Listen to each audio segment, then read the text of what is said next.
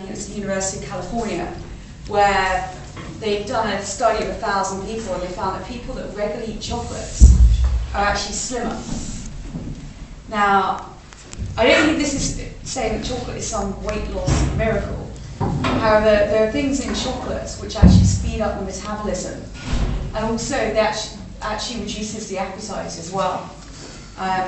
So I think, the thing with chocolates, particularly when I discuss the other health benefits, is a little bit and often, definitely might help maintain a good weight, but it also stops you craving other things which perhaps aren't as good as chocolates. Chocolate is really a superfood. Scientists are really getting into this now. The drug companies are using chocolate for all kinds of things. And perhaps one of the most important things about chocolate is the level of antitoxins.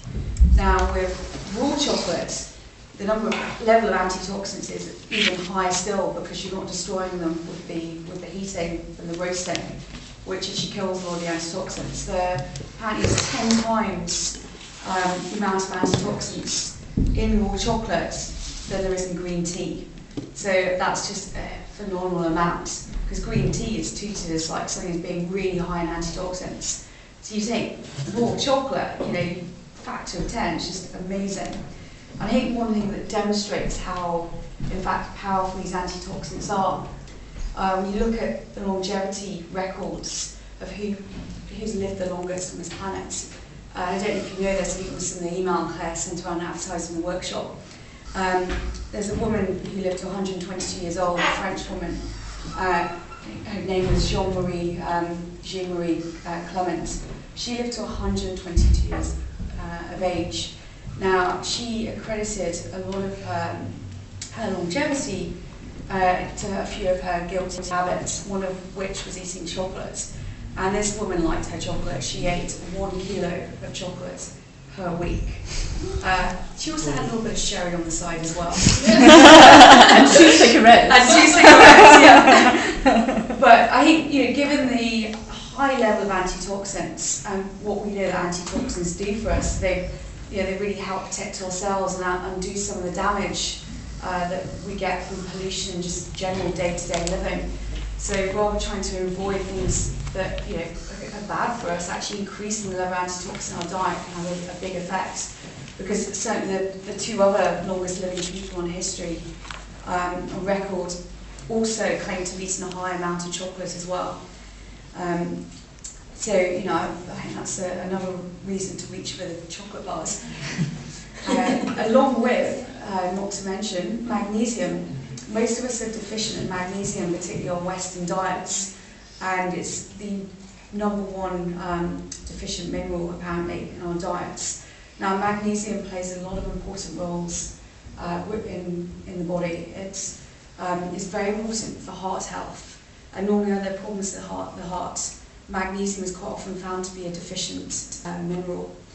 And magnesium is also being linked to ADHD, where people, the kids that suffer from that tend to be deficient in magnesium. It also helps women with their monthly cycle fluctuations. Apparently their magnesium levels go up and down. This is one reason women seem to have a built-in chocolate craving, and it's actually, I think their body's telling you need chocolate.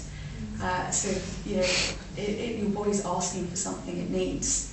Now, just to quickly wrap up with some of the other benefits, there are lots of chemicals in chocolate, neurotransmitters, there's serotonin, which chocolate has been shown to help with depression.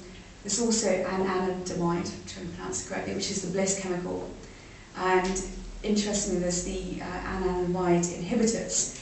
So what that means is, you eat the chocolate, and not only does it have this bliss chemical in that makes you feel alive and feelings of love and joy and basically like a little child, and recaptures that kind of youth-like feeling, it also has the property in it that blocks that, that stops that being eaten up by enzymes. So the bliss feeling stays around for longer, which is very, very interesting.